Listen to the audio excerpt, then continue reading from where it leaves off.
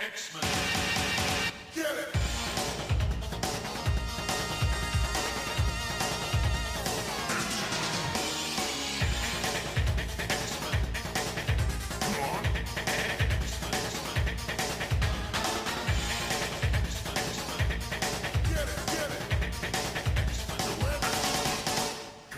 Hey everyone, and welcome to another exciting episode of Battle of the Atom. This is your weekly X-Men podcast where we normally rank every story from A to Z, but we're not doing that this time. Adam. Hi, I'm Adam. And we're not doing that this week. We aren't. I'm Zach, by the way.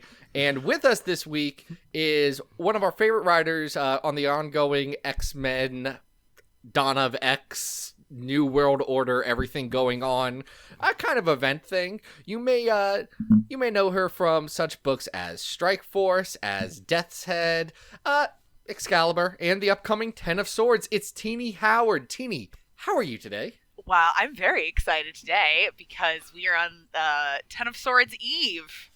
Yes, we are. When this episode is being recorded, it is right before it's before the Wednesday of Ten of Swords coming out for the preludes, and that's very exciting. And while you're listening to this, guys, creation is in a couple of days. It's this big ol' event. Tini is co-writing it with Jonathan Hickman. Pepe Larraz is doing the art. Marte Gracia is doing some colors. It is... I mean, I've not read it. I bet it's good. It sounds good. It's dynamite.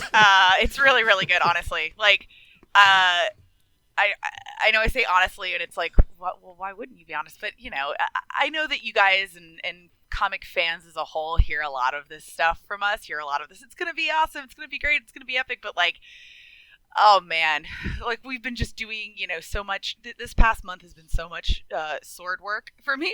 so much of just everything, you know, keeping everything running, everything with tweaks and notes and sharpening every little blade and dotting all of our I's and crossing all of our T's. And in that, I've gotten to, you know, really go back and deep dive read everything and in order, and it's just so good. This event is just so good. I'm so proud of everyone. I'm so excited for you guys to read it. I'm so excited to be a part of it. It's gonna be a blast. I think we're excited, and the first question does come from that event. You are co-writing this with Jonathan Hickman.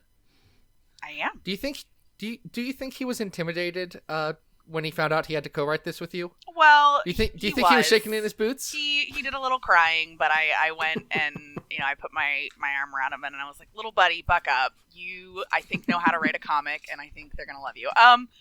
No, that's not how it went. No, in all honesty, I keep saying it, but like, John deserves so much credit for being a writer who saw that I was working on stuff that, you know, thematically could jive with the stuff that he was doing, and instead of saying like, get off my turf, he said like, no, come on, let's make it bigger. And that's like what happens in the X room over and over again. There are just so many things. There are things we're working on. Ten of Swords is like this, and there are things in the future that you guys won't even know about for like a year at least, just stuff in the future that is so much of it comes together from that, you know, like Jonathan and I got to do it with Ten of Swords, and there are other things you'll see coming forward that are very clearly people looking at what they wanted to do and realizing that they could do it better if we did it all together, and do it better if it was, you know, reaching across to whoever's writing and drawing the other books and saying, hey, let's both lean into this story, let's both build this up.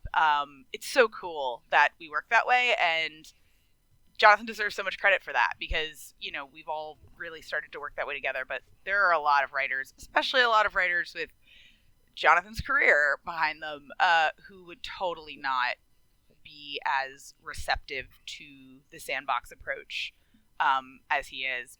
But, you know, he loves when we cause trouble on his island, so... Well, one of the things that has been causing trouble is your run on Excalibur. Issue 12 is out now. It's great. Go check it out, folks. But your pitch for that was initially described in a lot of interviews as less of a traditional pitch and more of like a treatise on mutant magic and a bunch of thoughts of it culturally. which is a very different place than, a lot of pitches seem to start. So how did the development of Excalibur into the book that it is today, into this big event, benefit from starting in such a different and unique place? That's a great question. We try. Yeah. I mean, so much of it was just that the approach for Dawn of X was just not a typical approach in a lot of ways, like we were asked if we wanted to be involved, and then we were given some reading to do, and then we were asked, if after the reading we still liked what we saw, and I have to jump in here. Was that reading just of the event, or were there supplementary materials that was like, these are the themes that you guys are going to be leaning into, or things like that? Oh, no. I mean, okay, we were approached before Hoxpox was out. Sure. The Dawn of X writers. And we were told, Jonathan had a story Bible document that was his, it was like a big, thick, I don't want to say thick, it was probably like 10 or 15 pages. It was a lot. That was like, maybe it was less than that. I don't know what I'm remembering now. But it was a really, really big document that was like Jonathan's angle on it. Some big plans. A lot of the stuff that, you guys saw changed in Hoxpox was laid out for us as big changes. Some ideas, some thematic stuff. But frankly, none of the stuff nothing in that document was like, here are the books we need to start with. Here are some story ideas. Jonathan was like, here's what I'm writing. Do you think this is cool? Yes or no? And I checked yes. And he was like, okay, come to New York and tell me what you want to do. I love the idea of Jonathan Hickman passing you like a little "will you go to prom with me" pass, like, little check boxes. Yeah, Ben and Jerry are like, we got these too. Yeah, so is he taking all of us to prom? No, so it was like, it was really, really open-ended. That is one thing I'll say, that I'm very proud of with Excalibur, is the very weird approach. It was all me. I wasn't told to write Excalibur. I wasn't told to write a magic book. We didn't say we had to have a magic book. I read Jonathan's work, and I showed up in New York and showed up in the room with the editors and the other prospective Dawn of X writers, and we got to talking, and we read out pitches, and I had some other ideas, but really what I had was that core pitch. But Jerry pitched Marauders, and it was a book about the high seas, and Kitty was the captain, and he pitched very much what we saw, what became Marauders. And then Ben knew that he wanted to write Wolverine and X-Force. He knew right away that was where he wanted to go. And so I think I was kind of like the wild card. And so I came in and was like, well, I want to do a book about so the core of it was me saying, okay, well, I read Jonathan's pitch for, Mutants Happily Ever After or whatever. And I was like, what happens to Apocalypse? What happens to the boy? He got everything he always wanted. What does he do here? And to me, the answer was, well, he would go back and want to reclaim things that had been lost to mutants because they weren't allowed to thrive.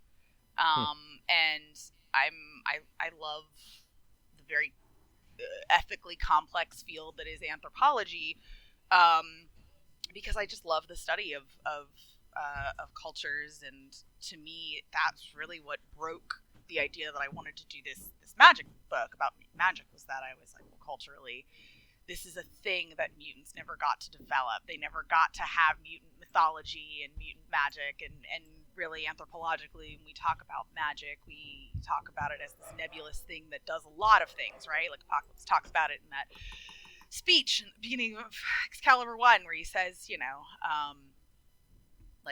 all have, scientists now and doctors, and we've forgotten about the role of magic in a society. And when that person was the person who both, made sure your crops got rain and also made sure your baby was born okay. I think that's a really culturally fascinating role, and it's one that I wanted to explore in Excalibur. so mutant magic, I think a lot of people are like, why aren't they throwing fireballs at each other if they all have mutant magic yet now? And I'm like, because, and look, maybe we'll get there, but like it's not, when I say I want them to learn mutant magic, I don't mean like it's a new D&D prestige class. Mutant magic is a cultural thing. And I brought this idea to the room, and it also we had touched on some things at the beginning of the week, or our meeting together, that we were like, what are some things what's the status quo for some characters that we really want to make sure we're able to give a good story to in this new era? And two of those characters were Betsy and Kanon. And so it seemed like it just kind of came together where I like pitched this book that I wanted to do, and John and Jordan, I'll never forget. They like looked at each other and looked at me and said, "Well, that's Excalibur." And then at the same time, all three of us were like, "That's what we do with Betsy." I love that. Yeah, and from there we just all knew where the book was going to go. And I'll be honest, it took me, I think I rewrote the first issue like 2.5 times. Because I wrote the first attempt and was just like, this is wrong, and scrapped it.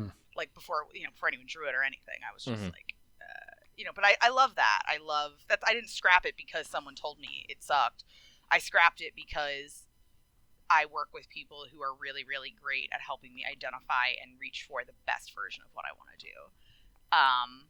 And so when I get notes, sometimes I just know that what I've got is not the best version of what I can do yet, and I got to make it better. Mm-hmm. Now, it's interesting that you bring up that difference between a cultural anthropomorphic, not anthropological. Yeah, the anthropomorphic's like dogs that walk like peoples. Yeah, they're like crocodiles that have 4 arms and several swords and whatnot.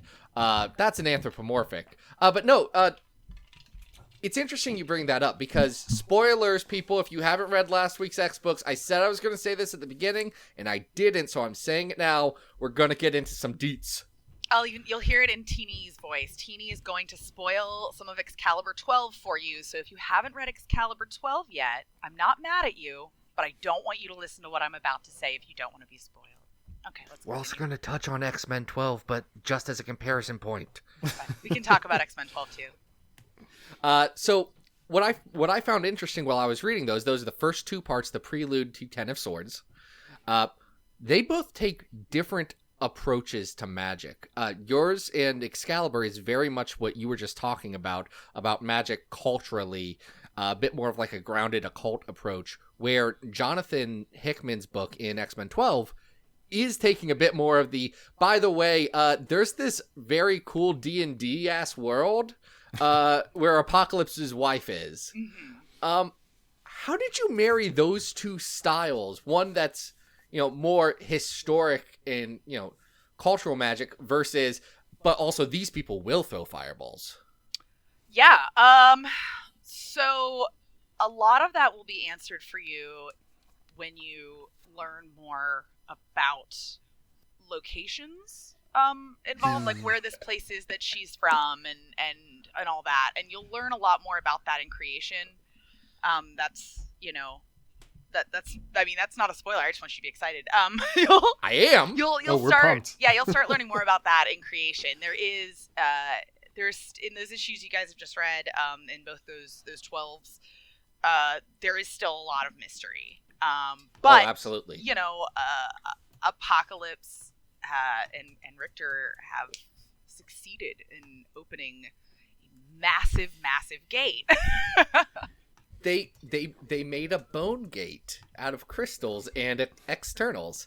Yeah. How did it feel good to murder kill all of the externals? Because I was excited when I saw that. I'm not a traditional fan of the externals, but it was very interesting to see those old mutant bones pave a way for a new mutant order. Yeah, I mean, in a very is it fun to like just have like Richter roll up and like nuke all the externals? Absolutely. That's like one of the fun things about writing comics, is just getting to have characters like just beat up other characters that you know. Like, that's fun. But really the core of it, like the reason I chose the externals is not because I was looking for someone fun for this. I mean, it was because, I've been thinking about the externals since I started writing Excalibur, because they do have a really weird and specific set of powers, and because of their, proximity to Apocalypse, and because of their age and their there's that discussion that Apocalypse has where he's like, we can't be kept apart. As mutants, they can't keep us apart, they can't kill us. And that has always been the gift of the external. So if we are the highest version of mutant kind, even if it's not the way we expected, we have to accept that you are no longer a needed role model. You are no longer a needed guide. You have served your purpose in modeling these gifts of immortality and community as a coven. Thanks and bye. And it was important to me because Apocalypse is a really complicated character to write about in the role of not, explicitly villainous and murderous. And when I sit down, with the Apocalypse in my mind and we talk about him, we get to know each other. I really think he believes what he says in Excalibur 12, that he is old and he knows he's old, but he knows that age is not inherently virtuous or better. Mm-hmm. I think he believes that. I really do. Whether or not that will lead him to good or bad things remains to be seen, but I think he truly believes that. Yeah, I mean, in many ways, Tini, like John has kind of centered a lot of Hoxpox's mysteries around retconning the history of Moira, but you've really kind of taken Apocalypse into a new place that makes us reconsider where he's come from and his whole deal. I think we're going to get a lot of that out of this new event. Well, thank you. And also, I realized I didn't actually answer your question about how this ties into Jonathan stuff, which is really funny because I have a really bad habit of Jonathan will ask me a question, I'll talk at him for 5 minutes, and then he'll say, you didn't answer my question. Listen, as long as the content's good, as long as we get there. You're getting a glimpse of our work relationship here. Truthfully, the way that it married in was that a lot of what you're seeing about Apocalypse, and if you read Marvel Comics 1000, you saw Jonathan's page there, this. Like, Jonathan and I both came ready to say a lot of things about Apocalypse, and Jonathan and I obviously are really, really different in the kind of books we write, but in the kind of things we think about and the kind of things we like in stories, we're actually really similar. So it's like we meet up at a place and then walk 2 different directions with it, but we know part of why we did this event was because we just realized that we had the same feelings about the story we wanted to do, and that we understood each other, and that, man, this story is cool if Jonathan does it, and it's hopefully cool if I do it, but it's really cool if we do it together, because... I thought you were going to say cooler if I did it. Maybe I should. We'll just tease him a little bit. Yeah, no, I mean, I admire the hell out of the guy and his work. That's why I love working with him. So, but well, I do also like to make jokes. Yeah, if I can jump in on that, one of the things that Hickman set up in Hoxpox is these data pages, as part of the stylistic conceit of the line moving forward. It's been really interesting right from the get out, from issue number 1 and moving up to 12, you've been dropping clues through these grimoire pages of Apocalypse as to exactly what is going to happen. But I think along the line, I think a lot of readers were kind of scratching their heads and going, what the heck is this? What does this mean? And today, reading this, I told you before we came on the air, I had this entire epiphany moment where I was like, oh my God, she's been telling us the whole time. That's so satisfying. Oh, I'm so glad. So how do you, because it's 12 issues, we're talking about a year's worth of comics.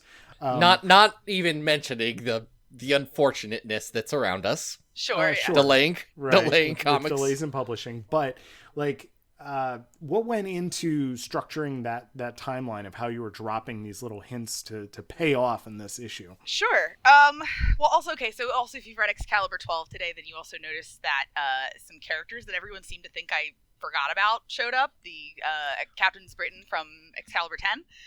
How dare you take an entire issue of not continuing to see the plot point? But, like, and it's really rewarding to hear you say that, like, the grimoire pages in 12 and, like, you it really helped things for you because, for me, I learned that I always credit Shelley Bond, who was my editor on Euthanauts and Assassinistas and is a dear friend of mine. Fantastic book. If you haven't read Euthanauts, go check that out. Thank you. I'm very proud of it. Got Nick Robles on art. It's pretty good. Oh my gosh, he's he's an angel in his heart and a beast with a pen. Like, he's just so good. I would work with Nick any day, anytime, on anything. I love him so much. But Shelley always taught me, that you don't write for the social media bump. You don't write for the day your book comes out. You don't write for the conversation at the comic shop on Wednesday. You write for eternity. That book is on the shelf. And it's and also Jonathan is super, super good at looking at, early on in Excalibur. Like, now he doesn't, like, have as much individual oversight because we all just talk openly about what's going on in our books. So it's less like an approvals process and more just like a, let me know where you're going. We'll all say yes or no to each other if that works or doesn't work, or we think it's the wrong beat or whatever. But early on, this is also my first ongoing comic I've ever written, And so having Jonathan being like, slow down, take your time, and having also Shelley's things that she taught me when I was working with her, it gave me a lot of trust in myself to just say, what I'm writing for is the reward moment, is Adam's moment after a year of reading the comic. I'm very grateful to fans like Adam that wait the year for it. However, for the rest of forever, people are going to pick up, a trade and read it and maybe pick up the second one or whatever. Like, they're going to read that in, like, a setting. So I have to think about that, about it being both a satisfying read for readers in the future and also a satisfying read for the monthly fans. And sometimes I just err on the side of writers that I've loved are usually writers that are not afraid to be a little confusing because they know where the story's going and they're not afraid to play the game where they say, hold on to my hands and trust me. The ground under your feet might feel a little shaky, but it's going to be exhilarating when you figure out we're flying, And, like, I am really, really grateful to readers that hang on with that because for me, planning out a year of comics and knowing where I'm going is it's innate. Like, it's a true north. Like, I'm always writing towards a goal. And my job is to unveil the petals of that goal as artfully as possible as you guys watch. Now, following up with that, I think it's fair to state that the X-Men books as a whole have been pretty successful. Yes, they've done pretty well. It's gotten a lot of people excited.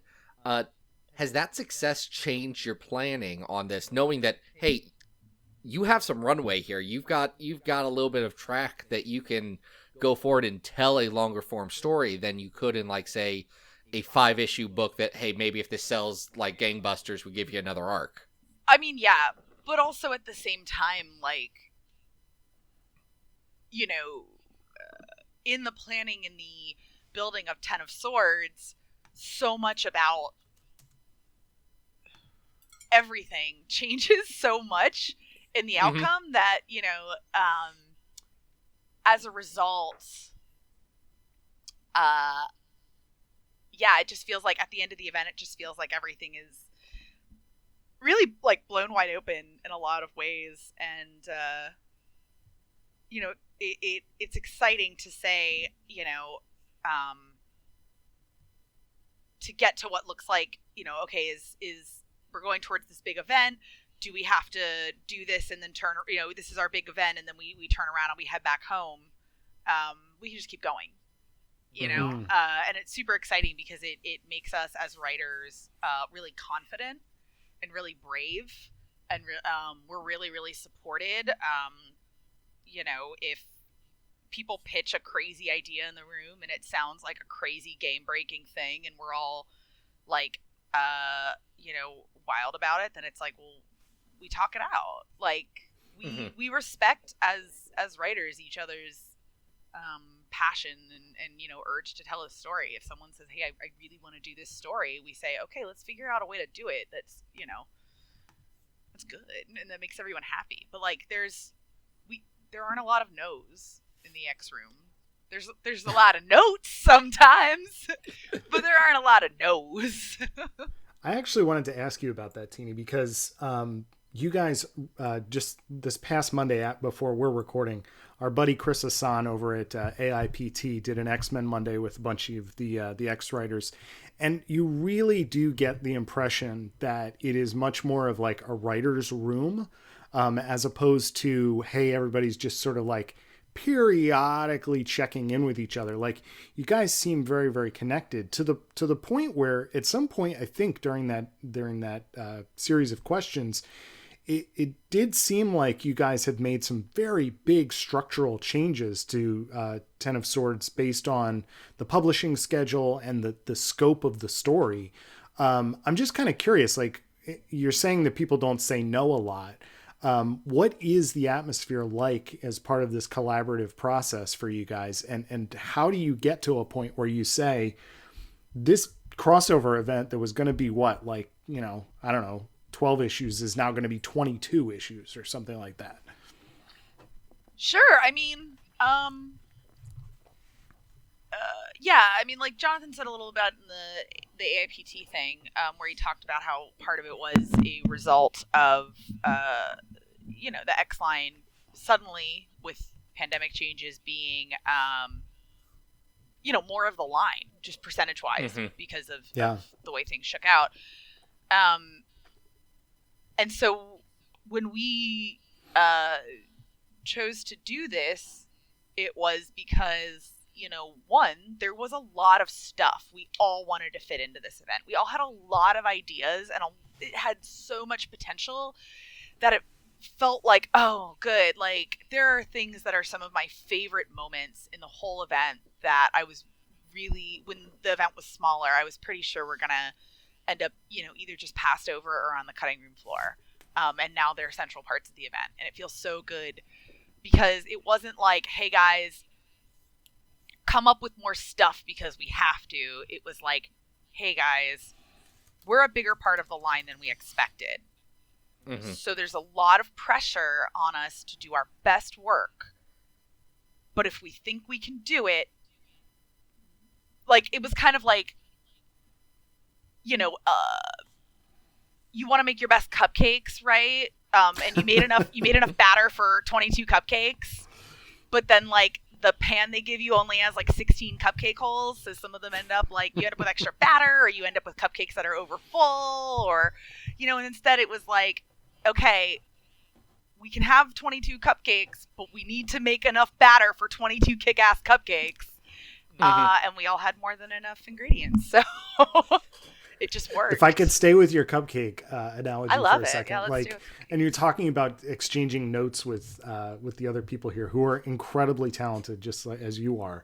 What do you do when like somebody is like, hey, what if you want like this kind of frosting? Put some more frosting on your cupcake, and you're like, I don't know, like. When you're saying people don't say no in the writer's room, is it just that like everybody is just firing on all cylinders and everything is a great idea? Or are there certain things where people are just like being respectful of everybody's corner? I'm just kind of curious. Sure. Like, where are the boundaries for everybody? That's a really good question. Well, the upcoming talking Jonathan Hickman action figure, if you pull the string on his back, he says, this is the bad version, which is like a joke we all have. But really what it means is like when we pitch ideas to each other, what we say when we say this is the bad version is what we're actually saying is like, I have an idea and I might not have all the details right, but this beat might be good. Like, maybe this character needs a loss there, or maybe you've brought up these relationships, but you forgot, or not forgotten, but like maybe just you didn't remember that these two characters also have their own relationship and you can play off that. Things like that, where it's just like supplemental, or often it's just like I think this needs to happen here, but and it was brought up in the AIPT thing, like, but we don't have ego. Like, we realize that we're all there talking about stories. We're not talking about ourselves. Like, Leah telling me my idea sucks she doesn't. She's too nice. She's a very nice person. But like, Leah telling me my idea sucks is not Leah telling me my idea sucks, and also no one says that idea sucks. Like, what we say is like, okay, do we think that work? Like, do we think that beat works? Or like, does anyone have a problem with that? And like, sometimes, when we're all really good about, and also like Jordan and Annalise and our editors too are great editors. They never hesitate to be like, Jordan is really, really good about this. If we're all in the room being weirdo artists and we're like, yeah, this beat makes so much sense because it makes us all feel so good. And Jordan is like, but as the editor, it doesn't make sense. Like, we'll stop and listen and work that out, like, and that happens sometimes. Poor Jordan. Right. And then Jordan is like, I know you all want cupcakes for dinner, but you have to eat vegetables. And we're like, cupcakes. Like, and it's often really, but it's never like he's saying like, stop having fun. Like, it's like, he's always like, okay, like, he's really good about being like, here's the roadblocks you're not seeing. Now convince me to work around them. Like, Jordan's a great editor because he wants to be convinced of the best story possible. He loves, and Jonathan is the same way too. Like, he loves when you just, I had just the other day, I was like, literally in the Slack, it was like, hey, this is like a down the road idea, but I think it's kind of crazy. Literally just occurred to me, what do we think? And it was so good to instantly have like feedback from like other, creators and editors I respect, being like, that's a great idea. You should definitely lean into that. So it's like, it's also really nurturing because it's like, oh, good. Now I feel like free to expand on that idea without being like, sometimes comics is really lonely. Someone asks you for an idea, you write a 10-page pitch with no feedback, and you just hope they read it and like it. It's kind of nice to be told, like, that's a good idea. It's such a good idea that I would actually read a pitch you wrote up about it instead of, don't waste your time. That's not a good idea. That's awesome. That's interesting to hear for sure. One thing that's been interesting about this event, specifically one of the ingredients you guys are using, is the use of tarot, which is something that a lot of the marketing and talk has been built around. And it's a novel thing for a superhero comic to kind of structure itself based on. Is it appealing to tap into some of those influences of yours that have not really had a lot of airtime in superhero comics? And is it structurally useful to use something like tarot that does have a distinct like way it works to use in an event as a tool? Well, the most interesting revelation I've had about tarot writing this event is that it's the interpretation of sequential images. Like a comic. Oh, wow. I'm dumb. Wow. Okay, yeah. That's what comic books are. It's pretty cool, right? But also, a lot of it, again, this is the kind of thing that just happens from the freedom of being in a writer's room, is that, when you get an idea like, oh, well, what if it was themed after tarot cards, because there's tarot cards in Powers 10, and because of this, that, and the other, and like, and I'm like, it starts like, and in the room it's something like I say it like, well, what about tarot, and everyone's like, well, I don't know anything about tarot, and I'm like, well, I do. Let me explain why tarot is a good idea. And then it's like, oh, okay. Like, I kind of definitely became the tarot expert for the event, and it's been a lot of fun. Like, it's great because I don't think that tarot is something you use to see into the future, though of course in a world of comics and mystery and magic, that's a thing that can happen. But I really think that tarot is an interesting tool of self-discovery and a game of archetypes and a lesson in archetypes and stuff. So, I think that the tarot in Ten of Swords is less about unveiling the future and more about understanding the roles we play to one another. Because when you look at the major arcana, which are the cards that are for the most part, people, the ones with pictures of people on them, or chariots or wheels, whatever. Those are really archetypes. Like, those are people in your life that have relationships to you in a lot of ways, right? Like the Page of Cups is like a young, typically masculine presenting person who is emotional and loving. Like that's the Page of Cups. Like that's an archetype that person has. So like the tarot in Ten of Swords is less about casting the future and more about roles and relationships to one another that the archetypes we hold. I'm going off a lot, but no, it's okay. This is good. I'd say for me personally, I've read a lot about X-Men. But not a lot about tarot. I ain't got nothing on tarot, which is something that a lot of our writers for Xavier Files have been deciding to get books on tarot and be like, well, now I guess we have to know this too, which has been interesting. But we were curious what recommendations you had for resources about learning about tarot. Oh, that's a good one. So I'll say that if you don't know the tarot, that you'll still be able to enjoy Ten of Swords. If all you know about the tarot is that they're cards with pretty pictures and they're sort of fortune tellery, like that's fine. That's all you need to know. However, the tarot of the event is totally something I researched a lot. There are no like random card choices or anything like that in the event. So I guess in a way, if you know tarot, you get a sort of like trivia track, director's cut, second screen experience where you can kind of try to maybe figure out what people are doing and what will come of them if you know the tarot. But it certainly isn't required. But if you want to learn about tarot, honestly, the biggest recommendation I can give is a brand new book that just came out by Yoshi Yoshitane called The Tarot of the Divine, and it has a companion book called Beneath the Moon. And it is a fantastic resource for tarot because each card is a different mythological figure that teaches you about the story and the archetype, and it is a fantastic global resource for world mythology. It is not like I grew up with a mythic tarot that was just Greek mythology, and I learned a lot from it, and I loved Greek mythology as a kid. But this is so cool because it's all over the world, not centered just in one place. But yeah, the Beneath the Moon and the Tarot of the Divine by Yoshi Yoshitane, it just came out. And honestly, the tarot book that I would have recommended you before is now out of print. So I'm happy to recommend this one that is in print and done by a friend.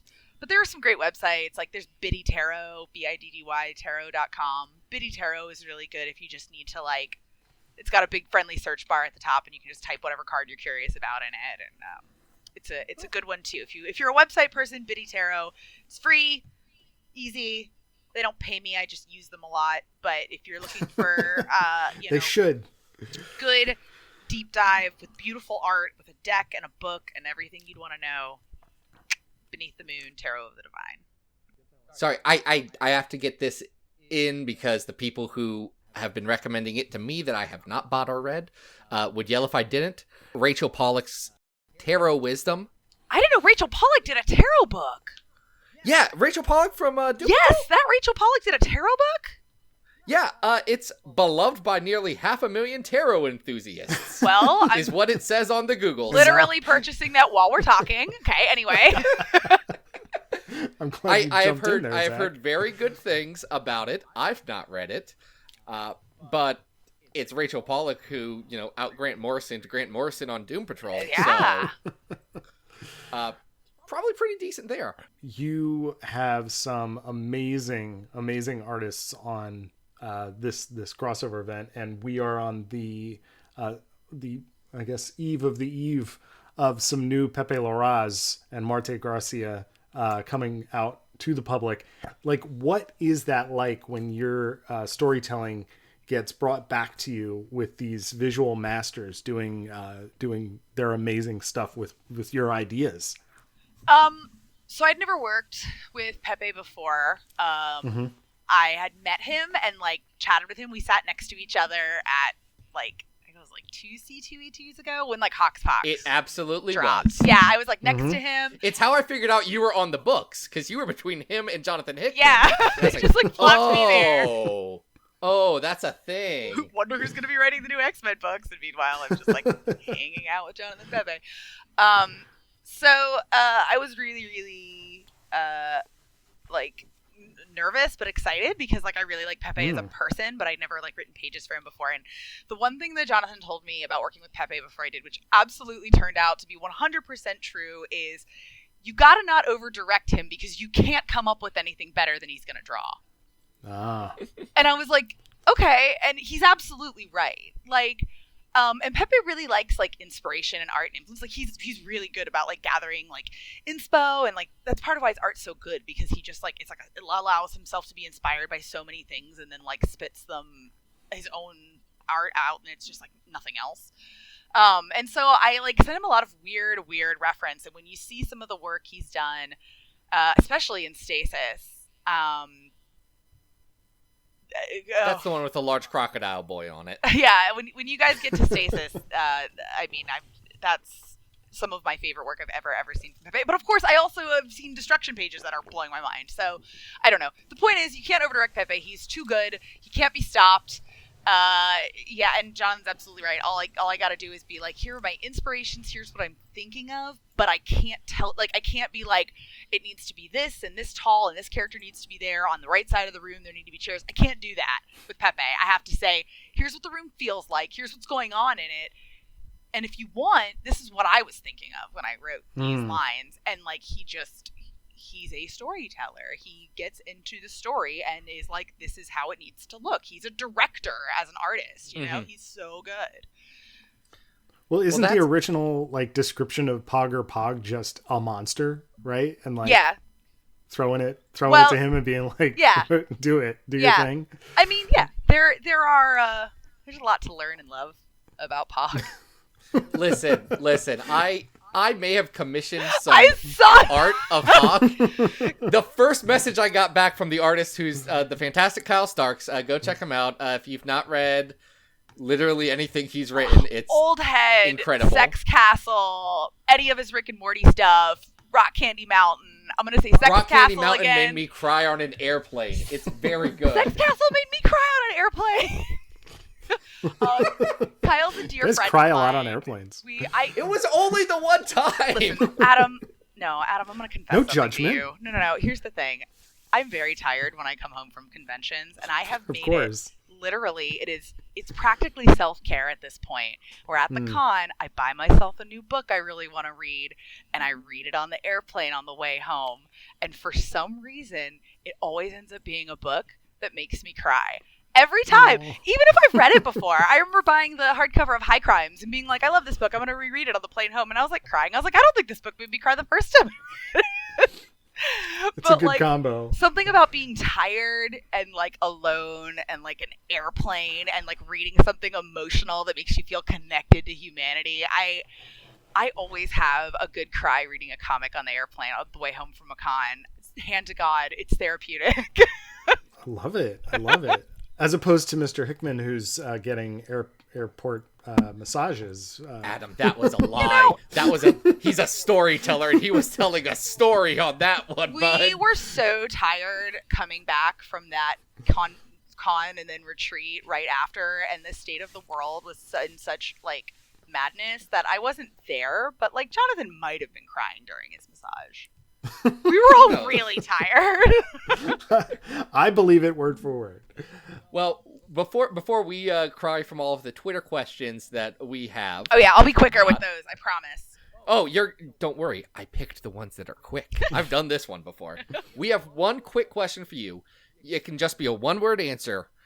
Is there anyone you have gotten to write for the first time in Ten of Swords that really excited you? Yes. Okay. I mean, it could have been 2 words, like, yes, this person, but yes is fine. Let me think for a minute. There's, like, when I said... It's always the one right at the end that trips up people. Like, I'll say yes, multiple. How about that? All right, that's fair. We'll take it. That was We'll 2 take words. it. I'll also give you an extra. The most excited I got before the Ten of Swords, the most excited I got getting to write a character for the first time was when I got to put words in Magneto's mouth in Empire. Yeah. When I got to have him roll up and regulate, because people weren't listening to his husband. So that was really therapeutic. That was like, okay, that's what I want to do when I write Magneto. And it was like, I'd never gotten to put words in his mouth before. And I was like, all right, I feel good about that one. That was such a fun little crossover. It was a really fun time to make, too. Yeah, I bet. It seemed very fun to make. Yeah. It sure was. But what's also fun is questions from people from Twitter. 1 million people sent in questions, so we just chose a handful here. The first one from @AdamEve, who asked, if Ten of Swords was a Kate Bush album, which one would it be? Hounds of Love. Hounds of Love? Mm-hmm. I don't listen to Kate Bush. It's nothing against her. I just never have. Hounds of Love is kind of like the obvious, like, basic answer. Everyone loves Hounds of Love. But, like, legitimately, like, that's the album that I listen to a lot when I write Excalibur stuff. Like, I listen to a lot of Kate Bush, and I listen to a lot of Hounds of Love, and a lot of songs on that album remind me of Betsy and make me cry, so... Aww. Yeah, Hounds of Love. Now, keeping on the musical theme, J_Partridgel, Justin Partridge, asks, how many Blur/Kylie Minogue albums do the Braddock siblings have between them? Sure. I think you mean Kylie Minogue, and I'm not say mad. Kylie Minogue. Well, again, I don't actually listen to any Zach, of this music. Zach. I've heard like song 2 or whatever from Blur. I wasn't a Britpop guy. Oh my God, we got to get you some records, we buddy. gotta get you some good Blur. I'll say this: I have a Brian Braddock playlist that has "Cupid Boy" by Kylie Minogue on it. Yeah. Are you excited for the new album? I am. I love her so much. I'm so glad she's doing okay. Like, oh. Yeah, she's been through a lot. She's such an icon too for anyone that, like, I don't know, in my case, like, grew up dancing in gay bars and stuff. So. All right. Levi P. Tompkins asks, Betsy has changed bodies recently, and since becoming Captain Britain, has gone through even more changes. Do her changes physically affect where her mindset is? Or in a sense, is it just, or her sense of what she needs as a person right now? Totally. That's such a good question. Again, like, going into, like, what I was saying earlier, just about being really grateful for the patience of readers who are understanding that this is a full story that just happens to come out monthly. Mm-hmm. I mean, not that I don't write it for monthly release, but I know, like, sometimes I want to make you guys wait so stuff is sweeter. Mm. Yeah, Betsy's relationship with her physicality and her body and her past and Kanon and all of that is stuff that I'm really, really invested in and really, really interested in. I love that. I don't know. I have a lot of thoughts and feelings and stuff that is going to be approached in upcoming Excalibur stories, just about the relationship with being, with Betsy, who was, a model and, a psychic, and then, spent a lot of time in a body that was not her own. I think there's a lot of interesting things. I mean, Leah wrote some awesome stuff in her Age of X stuff about Betsy and her relationship with her body. Leah and I have talked a lot about that, and that's something that we really believe is a part of Betsy's emotional journey. And you actually just recently talked a good amount about that on Connor Goldsmith's Cerebrocast a couple weeks back, if people want more information on that one. Oh, yeah, he's doing great work, and he's having a bunch of cool people on talking about characters. And he does these great histories of each character, so, like, it's a good way to, like, if you haven't caught up on everything about your favorite character, it's a good way to, like, hear their status quo. Tini, before Zach goes to the next question, I think I heard you say Kanan instead of Quanon. Is that the new we did a quick piece about that on Xavier Files.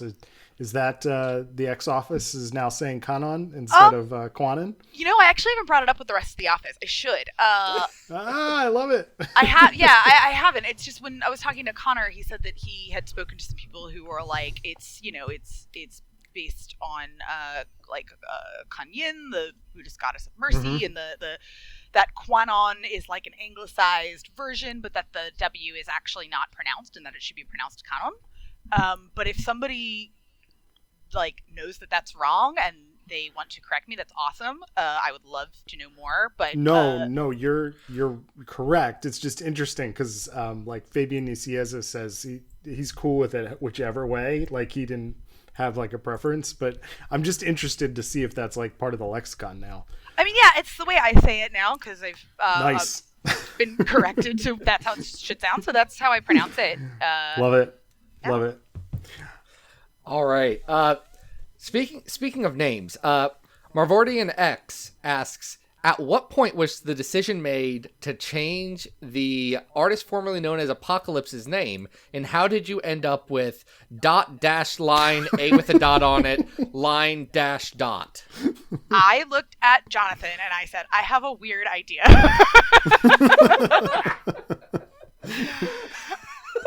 And I said, maybe I've read too many Grant Morrison comics, but I like the idea that humans can't read his name or pronounce it because it is just not for humans. Yeah. It's for mutants. And that's my answer on it. And because it's comics, there's people being like, what's the science of it? Are their tongues different? And I'm like... It's a mimetic sigil, guys. You just gotta deal with it. Yes, it is a thing that is meant to... It is Apocalypse's deliberate choice to say humans, whatever humans call me, it's wrong. Keep my name out your mouth. CK Garcia 07 asks a question with a picture, and it's a picture of the Fury, which kills superheroes. Mm-hmm. What you think about the Fury, who kills superheroes? I think you should ask me again in a couple months. That's the content we are here for. I mean, look, I'm not saying anyone's showing up. I'm not saying anyone's doing anything, but you might have more of an idea about what I think about them. About the Fury that kills superheroes. Love the Fury. That's good. Nola Fowl asks, without labor laws, how does Krakoa ensure equitable compensation for labor? How long are shifts in the Green Lagoon, and who is the overall manager? Okay, well, here's the thing. They only stick to this idea that they have to have a job and open and close a bar because they were all raised in human society where everything doesn't grow on a tree, right? So I don't know. I mean, Freddy's the manager. I actually talked to Leah about this recently. I think Pixie takes shifts there. Someone else Anale is there, right? Anale is serving up drinks. Yeah, he's there. Yeah, and Freddy is the manager. But I think he just opens it when he feels like it, and when he's not there, they just walk to one of the other trees that's serving champagne and drink there instead. But I think it's also an interesting thing when we talk about mutants building things they have lost because they weren't able to thrive and grow over time as a community. It's these community spaces and the different functions of different community spaces, and you'll see on Krakoa as if you haven't read the books too, if you're new to Krakoa, you see that we use these community spaces for different reasons. Mm-hmm. There are only 3 laws. The law doesn't say you have to get drunk in the Green Lagoon. I just like to get drunk there, because that's the community space we go for that kind of revelry. Well, that's good. We got 2 quick ones for you. The first one comes to us from Ashcan Press, who asks, who is Tini's favorite writer to write X-Men that is also from New York? You don't even need to tell me the rest of the question. My favorite X-Men writer is Matt Rosenberg. I won't hear the rest of the question. I refuse. Only answer is Matt Rosenberg. Next question. All right. Well, thank you at Ashcan Press for that one. I'm pretty sure I have that one... guy blocked, but he had a good question. Yeah, that's fair. That's fair. That makes sense. Understandable. Last question. This comes from JW Rush, who asks, a lot of people have been asking X creators what their favorite sword is, but what's your favorite S word? Serpentine. That's very good. Or maybe it. Saturnine, but that's a name, not a word. That's still a word. We can count it. Names are words, right?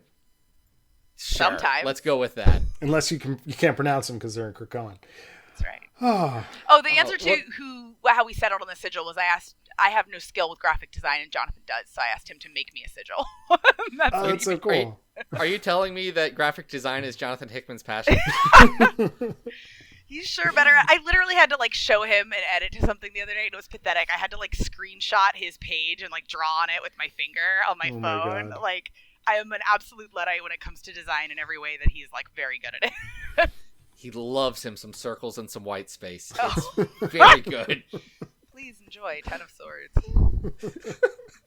Well, Tini, that's all we have for you. Thank you so much for coming on. If Ten of Swords comes out on Wednesday, and then you're writing the Big Mac issues in between everything, as well as 3 issues of Excalibur in this? There are 3 issues of Excalibur that tie directly, that are part of Ten of Swords, and then there are the 3 main issues, which were co-written by Jonathan and I.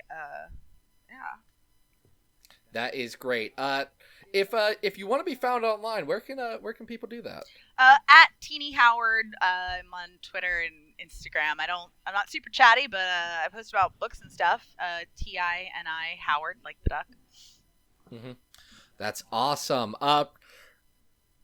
Me and Adam are at the normal places, Xavier Files and Arthur Stacy. If you want more exciting stuff about Ten of Swords, we have coverage every Wednesday about all of the Ten of Swords stuff that's going on in order, so make sure you check that out. We've got some fantastic writers for Xavier Files who are going to be trying to find all these neat things that Tini and crew are doing in that one, so make sure you all do that. If you want to hear another really great interview, editor Jordan D. White was on our friend the Chris and Christy Edelman's podcast. Chris is on Infinite Earths, talking about Ten of Swords, and it's a great one. We'll link to it. Y'all should check that out too. That's such a good podcast name.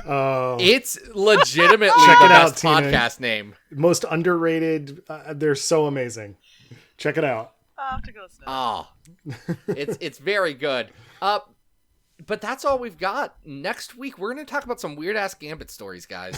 Have fun. Is there any other kind? I don't know. Do in any of the other ones he go to Burning Man? Because he does in this one. More Burning Man stories? Look, this will not involve Burning Man Online, which is what Burning Man did during the time of Corona. That's right. But it will be interesting. Tini, thank you once again for being on. It was great. Thanks for having me, guys. Enjoy. Thanks, All Tini. right, and until next time, this has been Battle of the Atom. We hope you survived the experience. Get it!